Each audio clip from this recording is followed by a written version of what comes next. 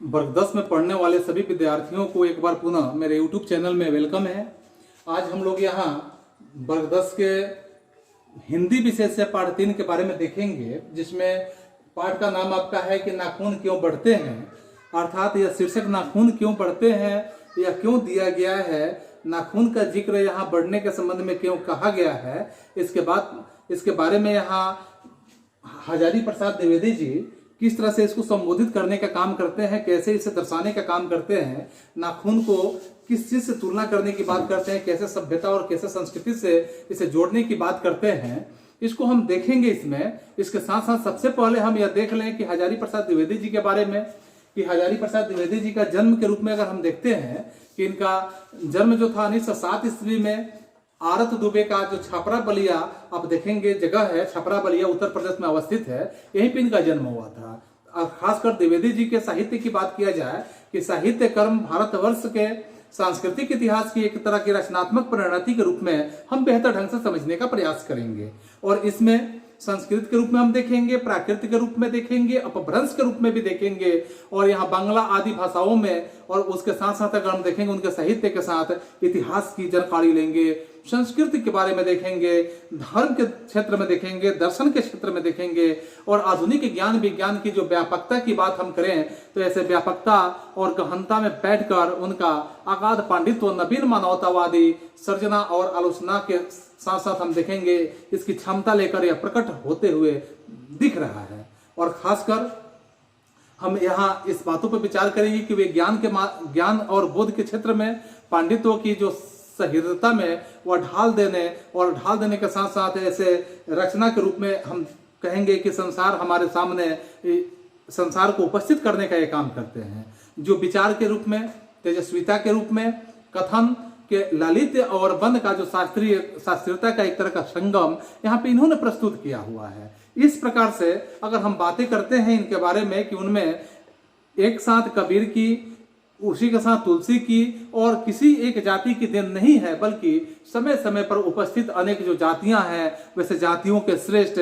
जो साधनांश के रूप में अगर कहें तो इसके लवण जो है निरसंयोग में विकसित यहाँ पे होते हुए नजर आता है। खासकर द्विवेदी जी की कुछ कृतियों के बारे में देखेंगे, इनकी कुछ प्रमुख रचनाओं के बारे में अगर हम समझेंगे तो सबसे पहले जैसे हम देखते हैं कि अशोक का फूल जो है, कल्पलता है, विचार और यहाँ वितर्क की बात करें, कुटज की बात करें, विचार प्रवाह की बात करें, आलोक पर्व की बात करें, प्राचीन भारत के कलात्मक विनोद की बात करें, निबंध और संग्रह की बात करते हैं तो उसमें देखेंगे कि जो बाण भट्ट की आत्मकथा है, उसके बाद चारुचंद्र देव या चारुचंद्र लेख,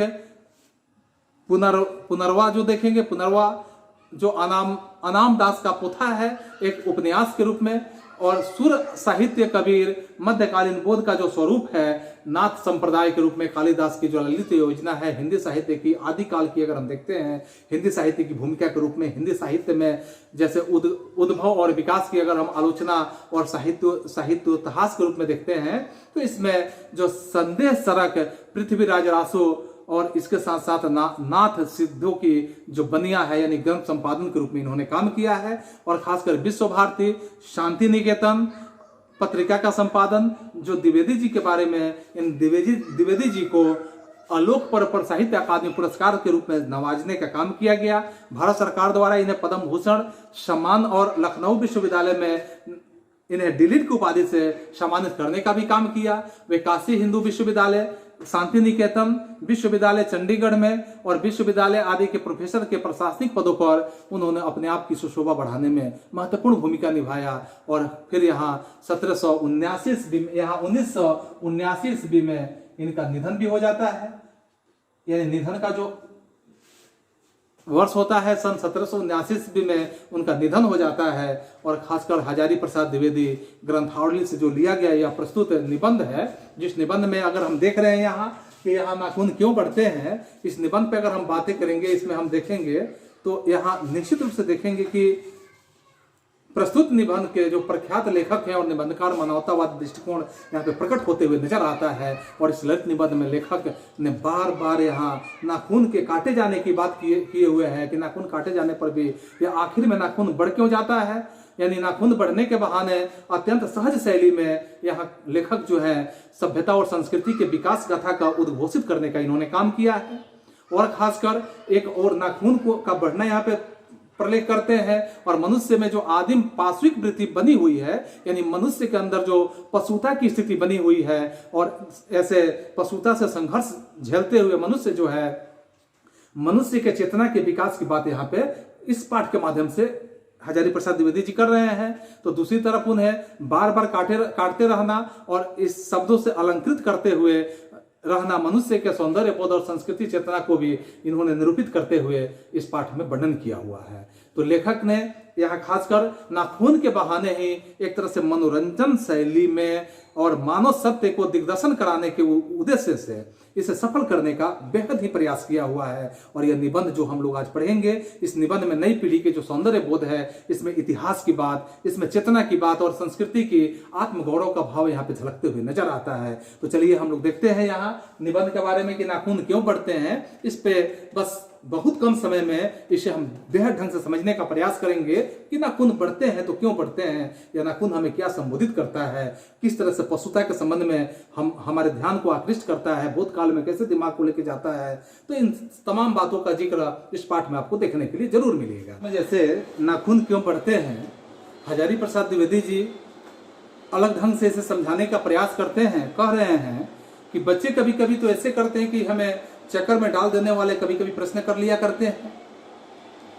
और खासकर अल्पज्ञ पिता होने के कारण, यानी पिता बड़ा दयनीय जीव के रूप में जाना जा सकता है कि पिता जो होता है बहुत बड़ा दयनीय जीव होता है। और इसी तरह से उनकी जो छोटी बेटी है, जब उस दिन यहाँ हजारी प्रसाद द्विवेदी जी से एक तरह के प्रश्न पूछ देती है कि आदमी के नाखून क्यों बढ़ते रहते हैं, ये उनके बेटी के द्वारा पूछे गए प्रश्न है, तो यहाँ कवि जो है अपने आप से कहते हैं कि मैं यहाँ कुछ सोच भी नहीं सका, और हर तीसरे दिन या आखिर में नाखून बढ़ जाते हैं। बच्चे जो होते हैं खासकर कुछ दिन तक अगर उन्हें बढ़ने दे दें, उसे काटे नहीं, तो जब बढ़ने दे तो माँ बाप अक्सर उन्हें क्या करते हैं कि नाखून के लिए डांट दिया करते हैं, बोलते रहते हैं कि नाखून को काटते रहें, पर कोई यह नहीं जानता है, अर्थात ये किसी को नहीं पता है कि अब आगे ये नाखून आखिर में बढ़ते हैं तो क्यों बढ़ते हैं। इस प्रकार अगर ये बढ़ा करते हैं, भले ही इसे काट दीजिए, इस नाखून को हम काट दें आखिर, और वे चुपचाप कटने के बाद भी इस दंड को स्वीकार कर लेते हैं, पर निर्लज है ये नाखून, अपराधी की भांति फिर छूटते ही अपने सैन्य पर हाजिर हो जाते हैं। यह कवि के शब्द हैं, आखिर इतने बेहया क्यों है नाखून, हमारे बेहया की भूमिका निभाते हैं। खासकर कुछ लाख वर्ष की बात अगर हम पीछे की बात करें, तो जब मनुष्य उस समय जंगली जीव हुआ करता था, जंगलों में रहता था, आखिर इतने, जब पीछे की बात कर रहे हैं तो जंगली जीवों के रूप में मनुष्य होता था। जैसे आप देख सकते हैं कि बनमानुष का रूप जो जैसे आप देखते हैं, तो बनमानुष के रूप में उसे नाखून की बेहद ही जरूरत हुआ करता था। बिना नाखून का तो ऐसे मनुष्य का काम ही नहीं चल सकता था। उसकी जीवन रक्षा के साथ साथ अगर कहा जाए कि जीवन रक्षा के लिए भी नाखून बहुत जरूरी हुआ करता था, असल में अगर कहा जाए कि वही उसके अस्त्र के रूप में काम किया करते थे। इस नाखून को ही मनुष्य अस्त्र बनाया करता था। दांत भी तो थे, मानव के लिए दांत भी हुआ करते थे, पर नाखून के बाद ही दांत का स्थान होता था। अगर उन दिनों की बात कर रहे हैं तो उन दिनों उसे मनुष्य अर्थात जो मनुष्य मानुष के रूप में हो, चाहे जो ही जंगली जीवों के रूप में हो, उसे जूझना पड़ता था, प्रतिद्वंदियों को पछाड़ने की स्थिति में लड़ना पड़ता था। नाखून उसके लिए उस समय एक आवश्यक अंग के रूप में हुआ करता था। फिर यह धीरे धीरे ऐसा स्थिति आने लगा कि वह अपने अंग से बाहर की वस्तुओं को एक तरह से सहारा लेने का काम करने लगा। पत्थर के ढेले और पेड़ पर जैसे डाले था, इस पे काम में लाने के लिए, जैसे रामचंद्र जी की बानरी सेना के पास ऐसे ही अस्त्र हुआ करते थे। उसमें अगर आप देखेंगे तो हड्डियों के भी हथियार बनाए जाते थे,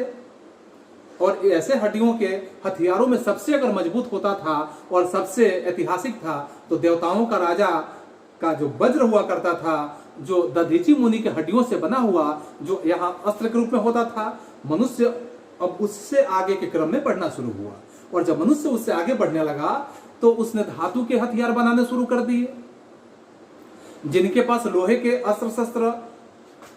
थे वे निश्चित रूप से विजय हासिल करने लगे, सफलताएं उनको मिलने लगी। देवताओं के राजा तक की बातें आने लगी कि ऐसे राजाओं को भी मनुष्य के राजा के से इसलिए उसे सहायता लेनी पड़ती थी क्योंकि मनुष्य के पास लोहे के अस्त्र और शस्त्र हुआ करते थे। असुरों के पास भी अनेक ऐसी विद्याएं हुआ करती थी, पर लोहे के अस्त्र भी जो थे, लोहे के अस्त्र यहाँ असुरों के पास भी नहीं थे। वे विजयी हुए देवताओं के, और इस तरह से शायद घोड़े भी उस जमाने में उन लोगों के पास नहीं थे। आर्यों के पास ये तीनों चीजें, अर्थात इन दोनों बातों की अगर हम जिक्र करें तो ये दोनों चीजें यहाँ पे आर्यों के पास थी, और इसीलिए आर्य विजयी हुए और आर्य जो थे हमारे ऐतिहासिक बन गए। फिर इतिहास अपनी गति से धीरे धीरे बढ़ते चला गया, क्योंकि समय का दौर कभी रुकता नहीं है, यह धीरे धीरे आगे बढ़ते चला गया। अगर नाग की बात करें तो नाग हारे, सुवर्ण हार गए, यक्ष हार गए, गंधर्व हार गए, और इसके साथ साथ असुर भी हार गए, राक्षस भी हार गए। लोहे के अस्त्र से बनी हुई हथियार जो था, यह हथियार ही बाजी मार ले गया। फिर इतिहास की कहानी आगे बढ़ता है, और इस इतिहास की कहानी में देखेंगे जैसे पलीते वाली बंदूकों ने, फिर इसके बाद देखेंगे कि पलीते वाली बंदूकों के साथ साथ जैसे आप देखेंगे कि तोपों ने, फिर बमों ने, इसके बाद बम वर्षक वायुयानों ने इतिहास को किस कीचड़ भरे घाट में यह घसीटने का काम किया है, यह हम सभी को मालूम है यह बात। और इस तरह से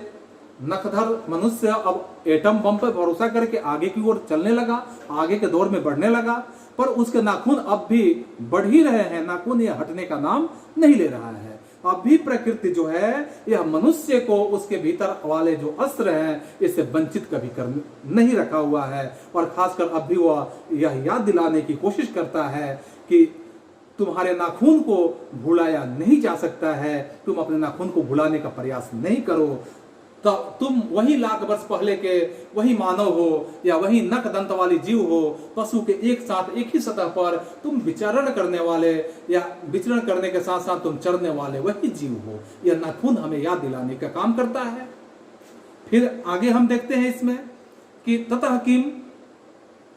इसमें हैरान होने की कौन सी बात है। यानी कवि जो है, लेखक जो है, हैरान होकर सोचता हूं और अपने आप को वर्णन करते हैं कि जब मनुष्य आज अपने बच्चों को नाखून न काटने के लिए डांटता है, कि जो बच्चे नाखून नहीं काटते हैं उसके लिए डांटने का काम करता है। और किसी दिन यह समय हुआ करता था कि कुछ थोड़े लाख वर्ष पहले की बात अगर हम समझें तो उस समय में वह अपने बच्चों को नाखून नष्ट होने पर डांटता होगा। यह भी स्थिति हो सकता है, क्योंकि नाखून नष्ट हो जाते होंगे तो उसे शिकार करना, अपनी रक्षा करना बहुत मुश्किल होने लगता होगा। तो एक दौर था वह कि जब नाखून नष्ट होने पे डांट मिलती थी, लेकिन आज यह दौर बन गया कि नाखून नहीं काटने पे या नहीं नष्ट करने पे डांट मिलती है।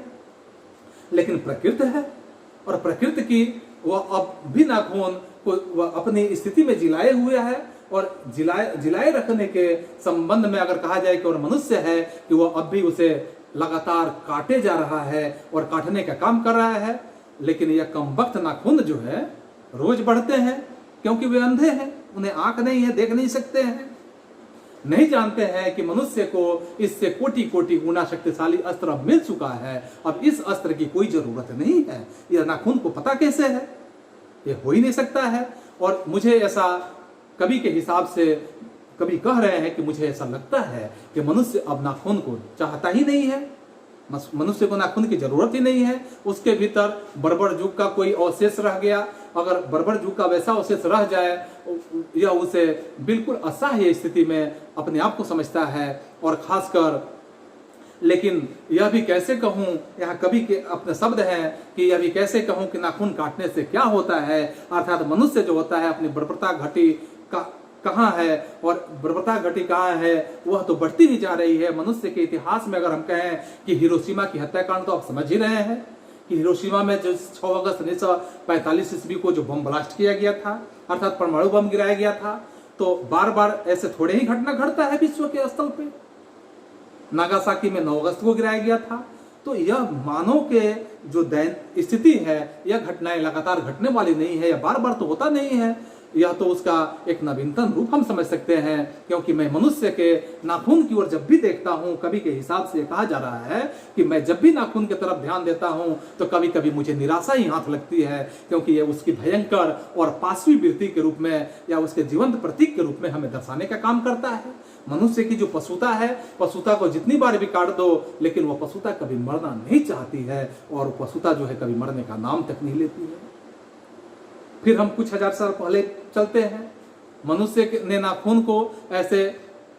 नाखून के रूप में जो सुकुमार विनोदों के लिए उपयोग में लाना शुरू कर दिया था,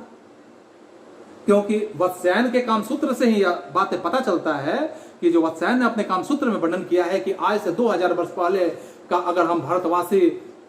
नाखून को जस के तस हम संवारने का काम करते थे, यानी कि इतना ज्यादा हम उसे संवारने का काम करते थे जिसमें कहा जा सकता है कि उसे काटने की कला काफी ही मनोरंजक बताई गई है। जो यहाँ पे कामसूत्र में आप देखेंगे, कभी कभी नाखून को त्रिकोण आकार में काटा जाता था, कभी उसे वर्तुलाकार आकार में काटा जाता था, कभी उसे चंद्राकार में काटा जाता था, कभी उसे दंतुल आकार में उसे काट के बनाया जाता था। आदि विविध तरह की आकृतियां जो होती थी, यह नाखून उन दिनों विलासी नागरिकों के न जाने किस काम में आया करता था, क्योंकि वो विलास की जिंदगी जीता था, भोग विलास के जीवन में वो लिप्त रहता था। उनको ऐसे सिक्त यानी मोम और अलकक्त की बात कहा जाए तो जैसे आलता से वह यत्नपूर्ण हमेशा रगड़ कर और खासकर लाल और चिकना बनाए जाने का काम वह अक्सर किया करता रहता था। गौड़ देश के लोग वैसे ही देशों में या गौड़ देश के लोग जो थे उन्हीं दिनों में बड़े बड़े नखों को पसंद किया करते थे, और अगर हम दक्षिणात्य की बात करते हैं तो लोग छोटे नखों को पसंद करते थे। अपनी अपनी सबकी रुचि अलग होती थी, देश की भी अलग रुचि होती थी और काल की भी अलग रुचि रही है, क्योंकि लेकिन समस्त अगर हम अधोगामिनी वृत्तियों को और नीचे जो खींचने वाली वस्तुओं को भारतवर्ष में जैसे मनुष्योचित बनाने का काम किया है, तो वह बात चाहूं तो भी इसे भुलाया नहीं जा सकता है। क्योंकि मानव शरीर की अगर हम बात करें कवि के हिसाब से,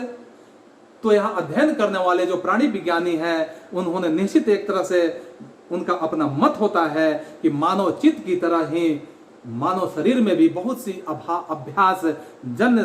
सहज वृत्तियां रह गई है, क्योंकि दीर्घ काल तक उनकी आवश्यकता रही है और लंबे समय तक ये आवश्यकता जो रही है, इसलिए अगर कहा जाए तो शरीर में अनेक जो शरीर के अंदर अनेक तरह की ऐसा गुण पैदा कर लिया है कि वे वृत्तियां अनायास ही अगर कहा जाए और शरीर में के अनजाने में भी अपने आप काम करते हुए नजर आता है। नाखून का बढ़ना उसमें से एक बात कहा जा सकता है, और फिर केश का बढ़ना दूसरा बात कहा जा सकता है, फिर दांत का दोबारा उठना यह तीसरा बात कहा जा सकता है, फिर अगर जो पलकों का गिरना होता है, अगर हम पलकों का गिरने की बात करें तो यह भी चौथा बात हो सकता है। और असल में कहा जाए कि सहजात वृत्तियां जो होती है, सहजात वृत्तियां तो आप समझ ही रहे हैं कि जिसे हमें करने की जरूरत नहीं होता है, वैसी वृत्तियां जो हम करते नहीं हैं वो अनायास ही अपने आप होते रहता है, एक समय काल के हिसाब से वो स्वतः होते रहता है। इसे हम कह सकते हैं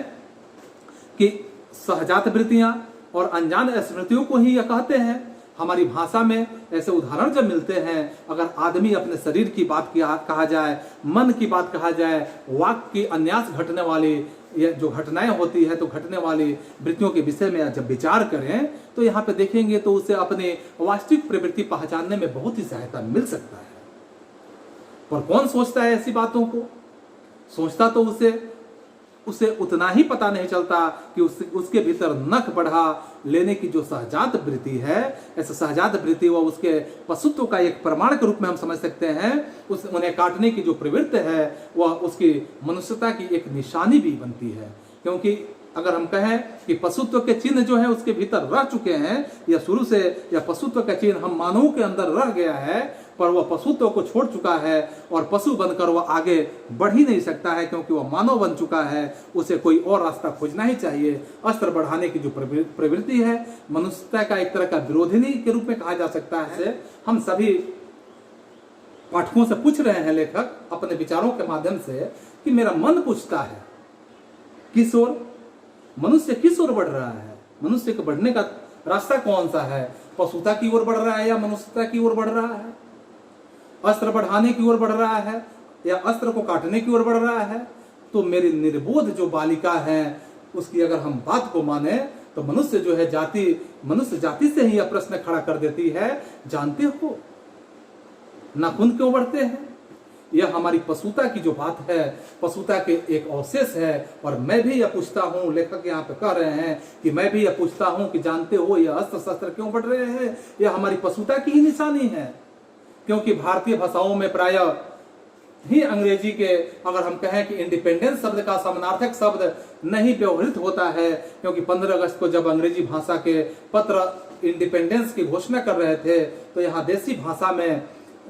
भाषा का जो पत्र था इसमें स्वाधीनता दिवस की चर्चा कर रहे थे। और इस स्वाधीनता दिवस की चर्चा के साथ इंडिपेंडेंस का अर्थ है कि अधीनता, क्योंकि इंडिपेंडेंस का सीधा अर्थ क्या होता है? अधीनता का प्रयोग हम करते हैं। तो अधीनता या किसी भी अधीनता का अभाव पर स्वाधीनता का शब्द का जो अर्थ होता है या क्या अर्थ होता है? अपने ही अधीन रहना। तो स्वाधीनता का मतलब हुआ कि हम अपने ही अधीन रहेंगे, हम किसी दूसरे का अधीन नहीं रहेंगे, इसे हम स्वाधीनता कह सकते हैं। तो अंग्रेजी में यह कहना तो हो ही गया, क्योंकि तो सेल्फ डिफेंस हम कह सकते हैं। इसे हम इंडिपेंडेंस क्यों प्रयोग करते हैं? इंडिपेंडेंस का प्रयोग करना तो बेहद ही यहाँ पे गलत बात है, क्योंकि इसे हम सेल्फ डिफेंस ही प्रयोग कर सकते हैं। क्योंकि स्वाधीनता का मतलब होता है कि अगर हम इसका अंग्रेजी में अनुवाद करें, अंग्रेजी में कहें तो सेल्फ डिफेंस कर सकते हैं। और यहाँ कवि कह रहे हैं, अर्थात मैं कभी कभी सोचता हूँ कि इतने दिनों तक अंग्रेजी की जो अनुवर्तिता करने के बाद भी भारतवर्ष इंडिपेंडेंस को यहाँ अधीनता क्यों नहीं कह सका? और उसने अपनी आजादी के कितने भी अगर नामांकन कर लिए, स्वतंत्रता का नामांकन कर लिया, स्वराज्य का नामांकन कर लिया, स्वाधीनता का नामांकन कर लिया, अलग अलग शब्दों का यहाँ शब्दार्थ निकाल लिया, लेकिन उनमें सब में स्व का बंधन अवश्य ही रख दिया। स्व का बंधन रखने की क्या जरूरत रह गया? यह क्या संजोग की बात है? या हमारी अगर कहें कि समूची परंपरा ही यहाँ अनजाने में अगर कहें हमारी भाषा के जो द्वारा यहाँ प्रकट होते हुए या प्रकट हो रही है, इसके साथ अगर हम कहें तो यहाँ पे सीधे शब्दों में कह सकते हैं कि मुझे प्राणी विज्ञान की बात फिर से याद आती है। और वो प्राणी विज्ञान की बात जो है सहजात वृत्ति, अनजानी स्मृतियों का ही एक दूसरा नाम कहा जा सकता है। स्वराज्य होने के बाद स्वभावतः ही हमारे नेता जो हैं, नेता और जो विचारशील के रूप में अगर हम कहें कि नागरिक सोचने लग जाते हैं, क्योंकि नागरिकों की बात यह होती है कि इस देश को अगर सच्चे अर्थ में हम कहें तो देश को सच्चे अर्थ में सुखी कैसे बनाया जाए। हमारे देश के लोग जो हैं, ऐसे लोगों को पहली बार यह सब सोचने के लिए जरूरी बन जाता है, क्योंकि ऐसी बात यह नहीं है। हमारा इतिहास जो है यह बहुत ही पुराना है। और इस इतिहास की अगर हम बात करते हैं कि हमारे शस्त्रों के रूप में और इस समस्या को नाना भावों के रूप में, नाना पहलुओं से यह विचारा गया है, क्योंकि कोई नौसुखिए यहाँ पे कोई नहीं है और जो रातों रात अनजान जंगल में पहुंचकर आरक्षित छोड़ दिए गए हों। और हमारी जो परंपरा है महिमामयी, अगर हम कहें उत्तराधिकार की बात करें, विपुल और संस्कार हम लोगों की क्या है तो एक तरह से उज्जवल प्रवृत्ति में देखने के लिए मिलता है। हमारे अनजाने में भी ये बातें एक खास दिशा में सोचने की प्रेरणा देने का काम करता है। और ये जरूर ही है हमारी परिस्थितियों के साथ कि यह परिस्थितियां हमारी बदल गई है, उपकरण नए हो चुके हैं और उलझनों की मात्रा भी बहुत ज्यादा बढ़ चुकी है। क्योंकि जो उलझने पहले हुआ करता था उससे उलझने आज बहुत तीव्र होते जा रही है, पर मूल समस्याएं हम लोग के अंदर बहुत ही अधिक नहीं बदली है। क्योंकि भारतीय अगर चित्त की बात करें और भारतीय चित्त जो आज भी अधीनता के रूप में न सोचकर स्वाधीनता के रूप में सोचता है, वह हमारे दीर्घकालीन संस्कारों का ही फल है। वह स्व के बंधन को आसानी से छोड़ नहीं सकता है, क्योंकि अपने आप पर अपने आप के द्वारा लगाया हुआ जो बंधन है हमारी संस्कृति की बड़ी भारी या विशेषता के रूप में हम समझ सकते हैं। हम अपने आप पर अपने द्वारा जो लगाया हुआ बंधन, या जैसे कहा गया कि हमारी संस्कृति की सबसे बड़ी भले ही विशेषता हो, लेकिन मैं ऐसा तो नहीं मानता कि जो कुछ हमारा पुराना है, जो कुछ हमारा विशेष है, उसमें हम चिपटे ही रहे। पुराने कामों सब समय वांछनीय ही नहीं है होता। मेरे बच्चे जो होते हैं, बच्चों के में गोद दबा, अगर कहा जाए कि गोद में दबाए रहने वाले जैसे बंदरियों की बात करते हैं, वैसे बंदरियां जो है मनुष्य के लिए आदर्श कैसे बन सकती है? यानी वह अपने बच्चों को बहुत प्रिय समझने वाली बंदरियां अपने गोद में बच्चों को दबाए रखती है, उसको हम आदर्श कैसे मान सकते हैं? लेकिन अगर हम कहें तो ऐसा नहीं सोच सकता है, क्योंकि इस अनुसंधानता के नशे में चूर होकर अपना सब, अगर हम कहें कि सर्वस्व हम खो दें, तो फिर कालिदास ने भी तो एक बात कहा था कि सब पुराने अच्छे नहीं होते हैं, जितने पुराने होते हैं सभी अच्छे नहीं होते हैं। लेकिन यहाँ पे सब पुराने अच्छे नहीं होते हैं का मतलब तो आप समझ रहे हैं, सब नए खराब भी नहीं होते हैं। सब पुराने जब अच्छे नहीं होते हैं तो सभी नए खराब भी नहीं होते हैं। भले ही अगर हम कहें कि लोग जो होते हैं दोनों की जांच कर लेते हैं, जो हितकर होता है उसे ग्रहण करते हैं, और जो मूढ़ होता है लोग उसे दूसरों के इशारे पर भटकते रहने के लिए छोड़ देते हैं। हमें परीक्षा, अगर हम कहें कि ऐसे परीक्षा करके हितकर बात सोच लेनी होगी, और अगर हमारे अंदर जो पूर्व संचित भंडार है वैसे भंडार पर वह हितकर वस्तु निकल आवे, तो इससे बढ़कर और क्या हो सकता है। तो इस तरह से यहाँ लेखक जो है और भी कई बातों को हम लोग के बीच में प्रस्तुत कर रहे हैं। जैसे यहाँ पे जातियों के रूप में देख रहे हैं कि जातियां जो है, इस जातियों में जैसे जातियां इस देश में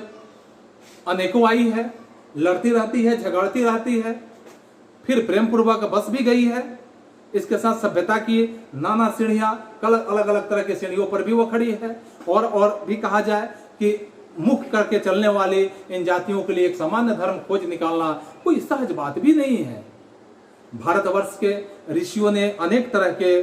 जो इस समस्या है, ऐसी समस्या को सुलझाने की कोशिश भी की थी, पर एक बात उन्होंने लक्ष्य भी किया था, क्योंकि समस्त अगर वर्णों की बात करें और समस्त जातियों का एक आदर्श, सामान्य आदर्श भी है, तो वह है अपने ही बंधन से अपने को बांधने के काम करना। मनुष्य पशु से किस बात से भिन्न होता है, इस बात को भी समझना हम लोग के लिए जरूरी है।